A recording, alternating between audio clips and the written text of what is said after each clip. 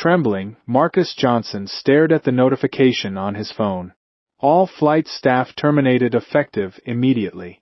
24 hours ago, he'd been served moldy food while wearing casual clothes. Today, in his tailored suit, he'd shown them exactly who runs Horizon Air Group. Marcus adjusted his baseball cap lower over his eyes as he settled into Seat 3A of Horizon Airlines Flight 237 from Chicago to New York. At 45, the self-made billionaire and CEO of Horizon Air Group had developed a habit of flying incognito on his own aircraft. Dressed in faded jeans and a plain gray t-shirt, he looked nothing like the power player whose face graced business magazines. "This seat is first class," said flight attendant Lisa Carter without making eye contact, her voice laced with skepticism as she stood in the aisle beside him. "Yes, I know," Marcus replied evenly, handing over his boarding pass. Lisa scanned it with narrowed eyes, lips pursed in disapproval before dropping it onto his tray table rather than handing it back properly. Marcus noted the interaction silently. These undercover evaluations were crucial to maintaining Horizon's service standards, especially since he'd built the company on principles of dignity and respect for all travelers. As the cabin filled, Marcus observed Lisa's interactions with other first-class passengers. Her demeanor transformed completely when addressing white passengers. For the elderly white gentleman in 2C, she knelt to help with his seatbelt. For the white businesswoman in 4B, she offered a warm towel with a genuine smile. Yet when she returned to Marcus Rowe, her expression hardened, her movements stiff and dismissive. "Anything to drink before takeoff?" she asked the white passenger beside Marcus, leaning past him as if he were invisible. "Excuse me," Marcus said politely. "I'd like some water, please." Lisa's smile vanished. She served 3 more passengers before finally returning to him, sloshing water carelessly into his cup. Another flight attendant, David Mitchell, a younger man with kind eyes, seemed to notice the differential treatment. His gaze met Marcus briefly, apologetic, before he busied himself with pre-flight duties. Once airborne, the real test began with meal service. Marcus discreetly documented the process. First-class passengers were offered a choice between chicken pesto pasta and beef tenderloin. When Lisa reached Marcus, only one option remained.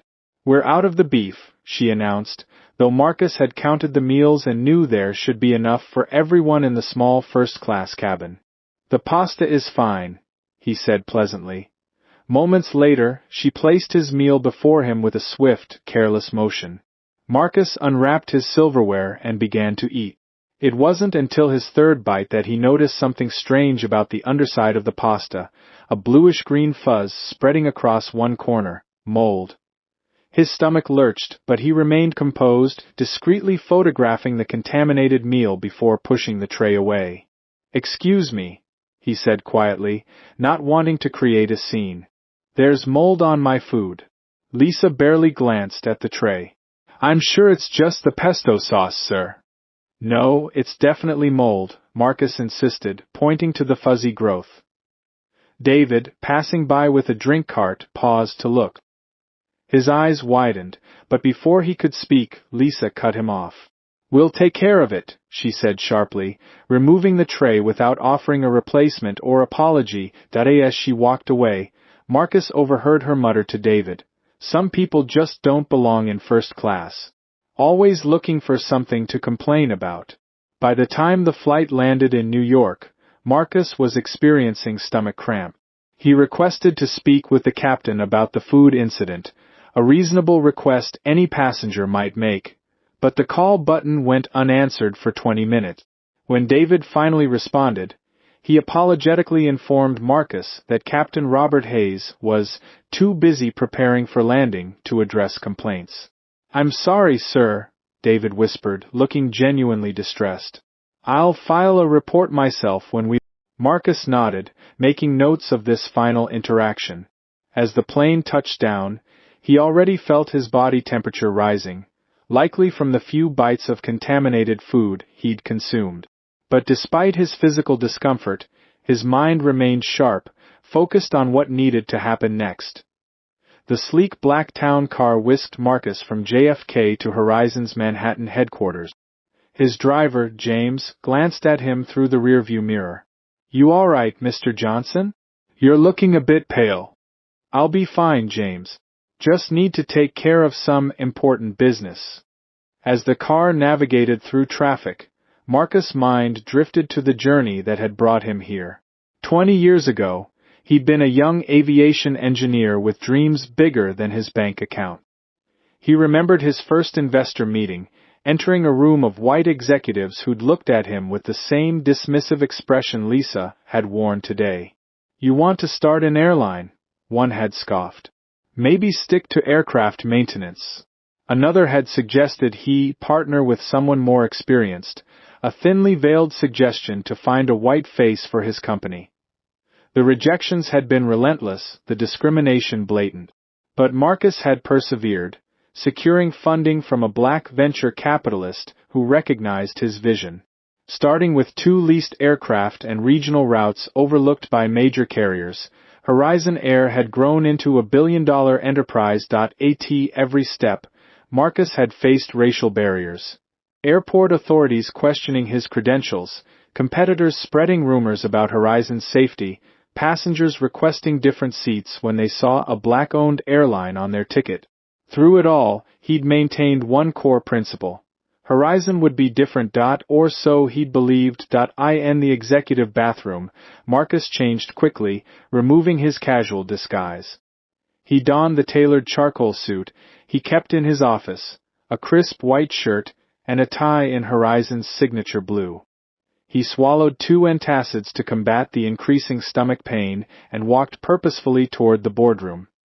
His executive assistant, Nicole Carter, intercepted him in the hallway. "The flight crew from 237 is here for their commendation," she said. "They're waiting in the boardroom with the directors. Are you sure you want to handle this yourself?" "HR could. Some messages need to come from the top," Marcus replied. "Is everything ready?" Nicole nodded. "The photos are loaded on the main screen. Legal has confirmed we have grounds for immediate termination." Marcus took a deep breath, squared his shoulders, and pushed open the boardroom door. Inside, the atmosphere was jovial. Directors in expensive suits mingled with the uniformed crew of Flight 237. Lisa Carter was chatting animatedly with Edward Collins, the most senior board member, her hands gesturing enthusiastically as she described something. Captain Hayes stood nearby, chest puffed with pride. David Mitchell lingered at the edge of the group, looking uncomfortable. None of them noticed Marcus enter and take his seat at the head of the long mahogany table. It was Vice President Elena Martinez who first spotted him, her expression shifting from confusion to understanding as she recognized the casual passenger from the flight photographs now displayed on the screen behind him. "Ladies and gentlemen," Elena announced, "I believe our CO would like to start the meeting." The room fell silent as all eyes turned to Marcus. Lisa's smug expression froze, her gaze darting between Marcus in his impeccable suit and the flight photos on the screen showing him in casual clothes. "Thank you for joining us today," Marcus began, his voice controlled despite the fire in his belly, both literal and figurative. "I believe most of you know me as Marcus Johnson, CEO of Horizon Air. However, to some of you, I was just another passenger on Flight 237 this morning." He tapped his tablet, and the image changed to show the moldy pasta he'd been served. A passenger who was served this. Captain Hayes' face drained of color. David's eyes widened in horror. But it was Lisa whose reaction was most telling. Her lips curled in momentary disgust before she composed herself. "Mr. Johnson," she began, voice syrupy sweet, "had I known it was you—" "That's precisely the problem, Miss Carter," Marcus cut her off. "You shouldn't need to know who I am to serve me food that won't make me ill. You shouldn't need to know my net worth to treat me with basic human dignity." The room grew tense as the implications sank in. Edward Collins cleared his throat. Surely this was just an unfortunate mistake. Food service issues happen on every airline. "Do they?" Marcus asked, tapping his tablet again. The screen displayed side-by-side images.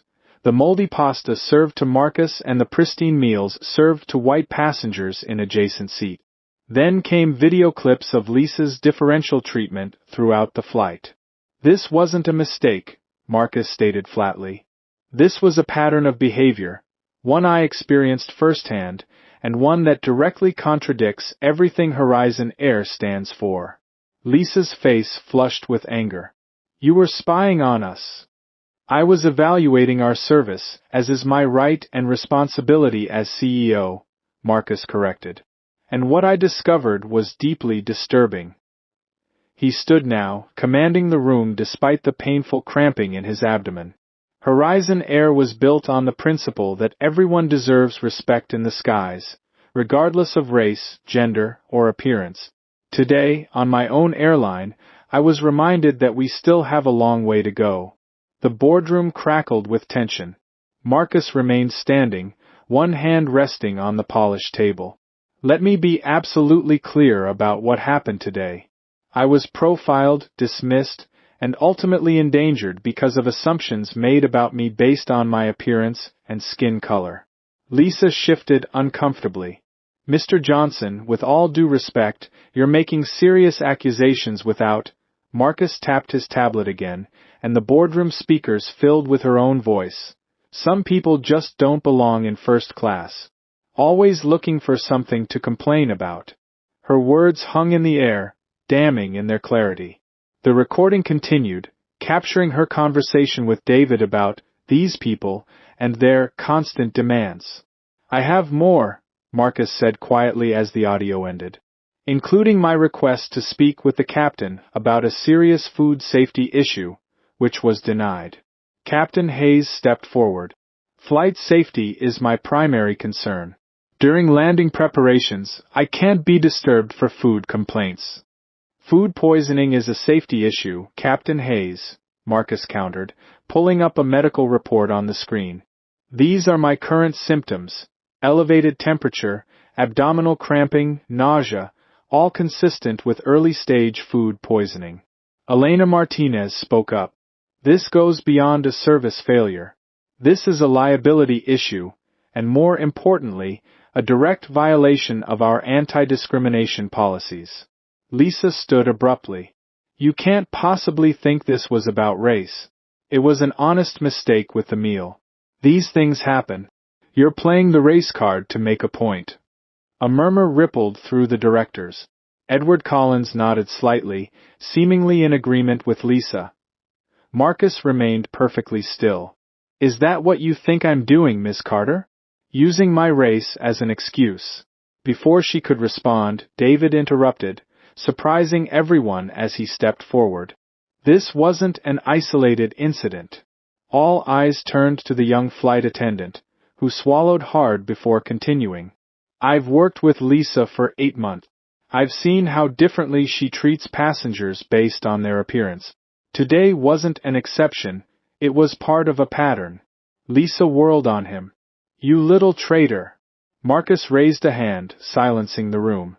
This meeting is adjourned.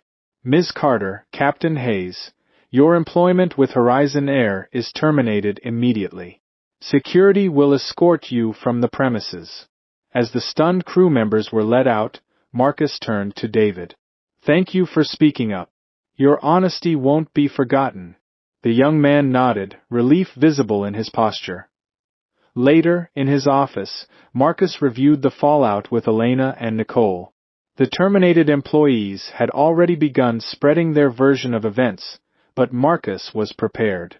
Release the full report, including the photos, audio, and medical documentation, to all major news outlets, he instructed. Then announce Horizon's new Equity in the Skies initiative. Mandatory bias training, anonymous passenger feedback systems, and a zero-tolerance policy for discrimination. Elena hesitated. The board may push back. Some will say you're overreacting. Marcus leaned back in his chair, the events of the day weighing heavily on him. 20 years ago, I was told a black man couldn't succeed in this industry. Today proved we still have work to do. If standing firm on our values costs us some boardroom allies, so be it. 2 weeks later, Marcus boarded the same flight, this time openly as CEO. The new crew treated every passenger with equal respect.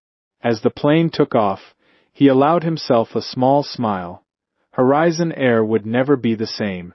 And that was exactly the point.